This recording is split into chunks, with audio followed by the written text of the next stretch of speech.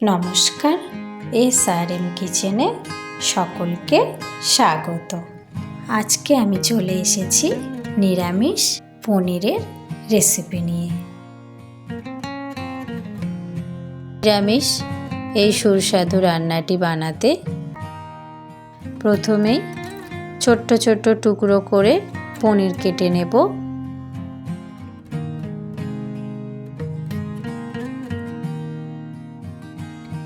সামান্য একটু হলুদ গুঁড়ো ছড়িয়ে দিলাম পনিরের মধ্যে, না দিলেও চলবে। ছোট ছোট করে ফুলকপি কেটে নিয়েছি, সাথে আলু কেটে নিয়েছি আর কড়াইশুঁটির দানা নিয়ে নিয়েছি।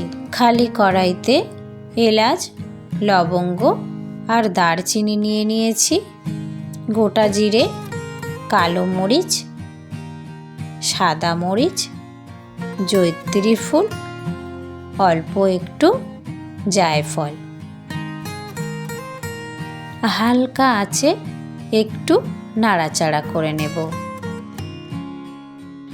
হালকা ভেজে নেওয়া মশলাগুলোর সাথেই চালমগজ আর কয়েক কটি কাজু বাদামের সাথে একটু জল দিয়ে পেস্ট বানিয়ে নেব।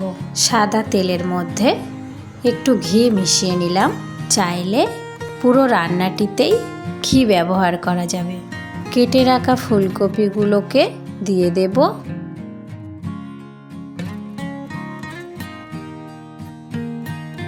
সামান্য একটু হলুদ গুঁড়ো ছড়িয়ে লাল লাল করে ভেজে নেব।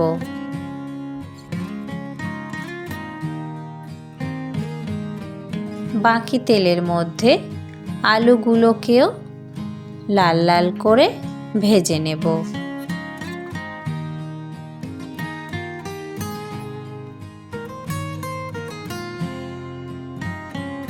শেষে পনিরগুলোকে দিয়ে হালকা করে ভেজে নেব। ভিডিওটি ভালো লাগলে চ্যানেলটিকে সাবস্ক্রাইব করে পাশে থাকবেন। বাকি তেলের মধ্যে আরও একটু ঘি মিশিয়ে নেব ফোড়নের জন্যে। একটি শুকনো লঙ্কা 2 কুচি করে দিয়ে দিলাম, সাথে তেজপাতা দিয়ে দিলাম।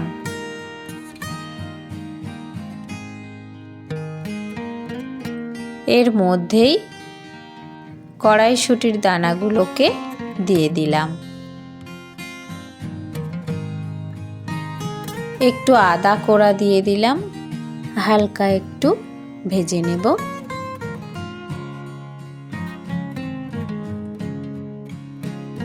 কালারের জন্যে কাশ্মীরি লঙ্কার গুঁড়ো দিয়ে দিলাম।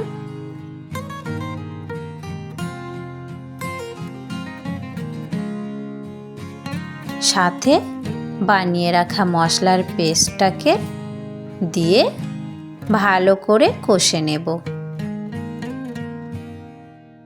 মশলা দিয়ে তেল ছাড়তে শুরু করে দিয়েছে। স্বাদমতো লবণ আর চিনি দিয়ে দিলাম।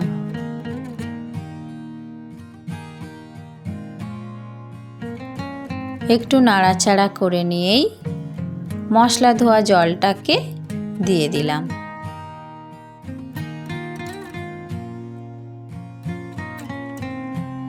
গ্রেভিটি ভালোভাবে ফুটে উঠেছে।